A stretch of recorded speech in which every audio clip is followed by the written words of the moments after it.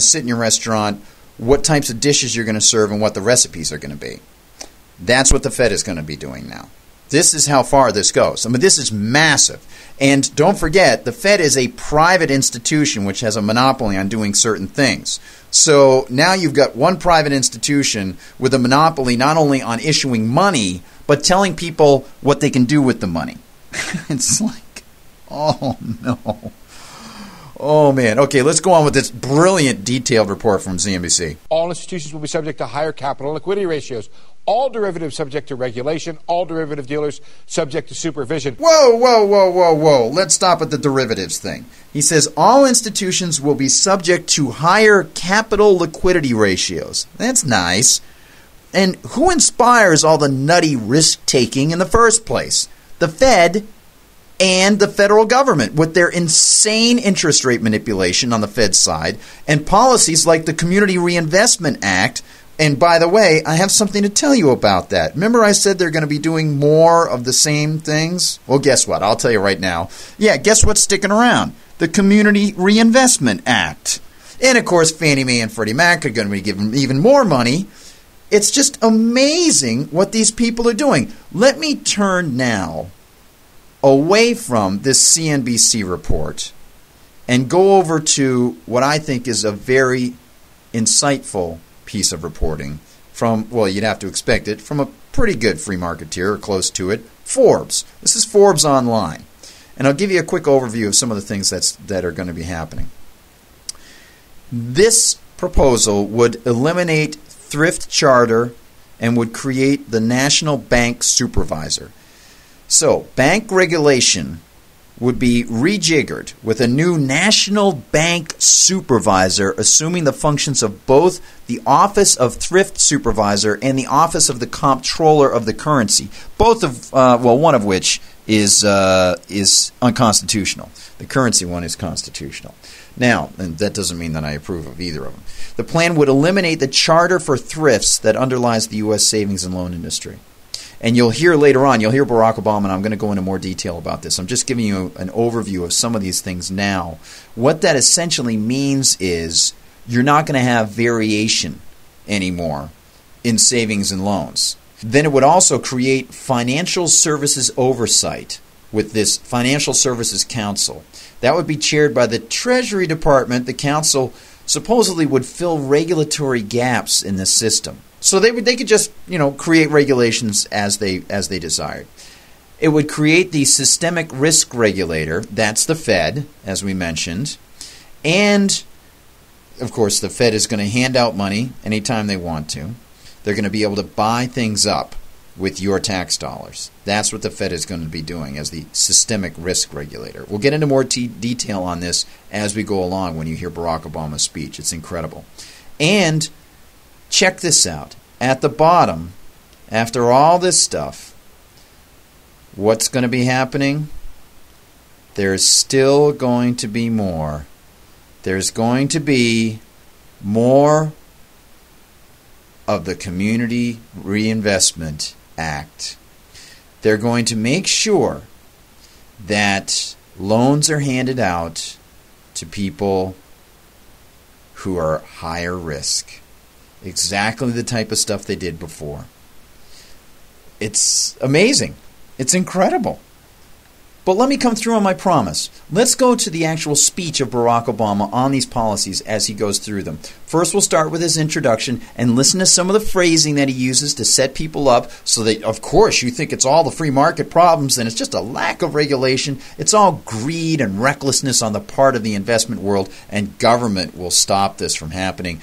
Even as Barack Obama says that, hey, I love the free market. It's just that it doesn't work sometimes, and I'm here to help. No, actually, the free market responds to any problems that are inside it that people cause because of their own mistakes.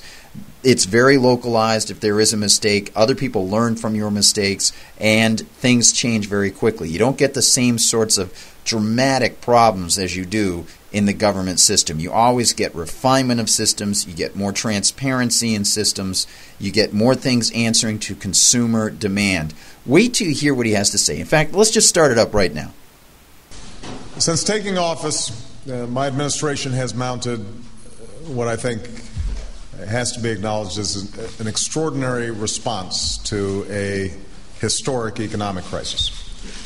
But even as we take decisive action to repair the damage to our economy, we're working hard to build a new foundation for sustained economic growth. This will not be easy. We know that this recession is not the result of one failure, but of many. And many of the toughest challenges we face are the product of a cascade of mistakes and missed opportunities which took place over the course of decades. That's why, as part of this new foundation, we're seeking to build an energy economy that creates new jobs and new businesses to free us from our dependence on foreign oil.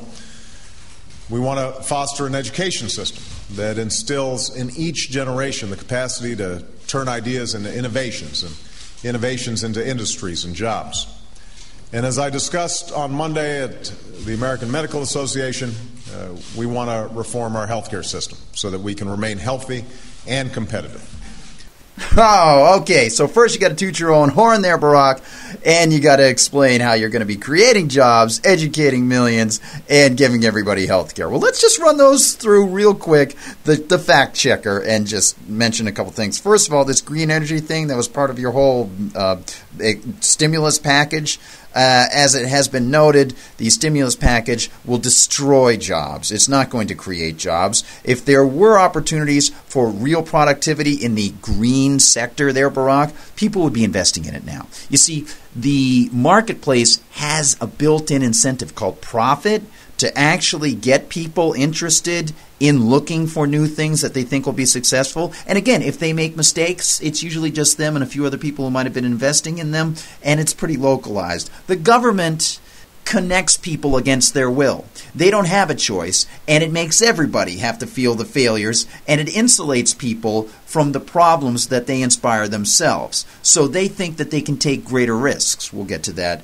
in more detail in a little bit. On education, anybody notice that the further government gets involved in education, the worse it gets? It's interesting. You don't get productivity advances. You don't get better educated kids. You get more bureaucracy. You get more workers, and you get a worse product. Funny. It's the same sort of thing as government-regulated and government-controlled medicine. Wow, that's funny. Why do you want to have more government-regulated and government-controlled medicine, Barack? Oh, yeah, that's right, because you don't believe in freedom. Yeah, that's right, you don't understand the free market. You don't understand that when free people are allowed to exchange in the marketplace freely with others, that they actually do things that help everybody. They help to reduce prices on things. They help to create new things. You don't like that. You think people are too stupid to handle their own lives and that everybody has to be brought under the same slave state.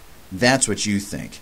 Well, let's go now to his financial restructuring proposals. Barack, hit it.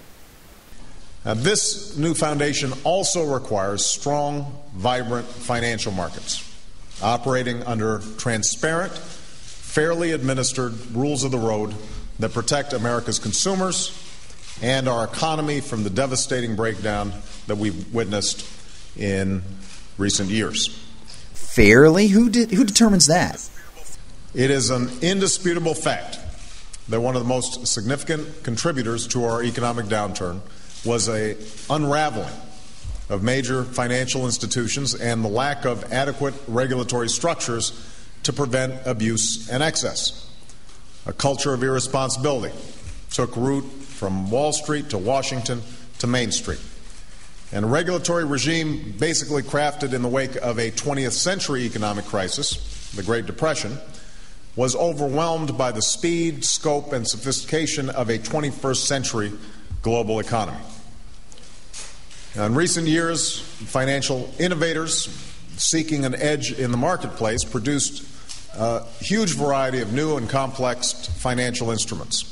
And these products, such as asset-based securities, were designed to spread risk, but unfortunately ended up concentrating risk. Loans were sold to banks. Banks packaged these loans into securities. Investors bought these securities, often with little insight into the risks to which they were exposed. And it was easy money while it lasted. But these schemes were built on a pile of sand. And as the appetite for these products grew, lenders lowered standards to attract new borrowers, Many Americans bought homes and borrowed money without being adequately informed of the terms and often without accepting the responsibilities. Okay, now, there's a limit, I think, to how much someone can absorb all in one whack at a political speech, because there are a number of points that he brings up that are clearly designed to indict the marketplace and try to paint him as the knight in shining armor coming to your emotional rescue.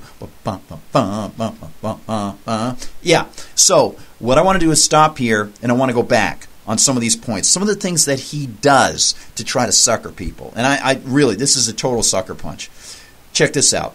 He says it's a fact. Oh, it's a fact, really, that a culture of irresponsibility was behind this. Really. And who had the culture of irresponsibility?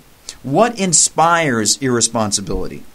Does the free marketplace where people can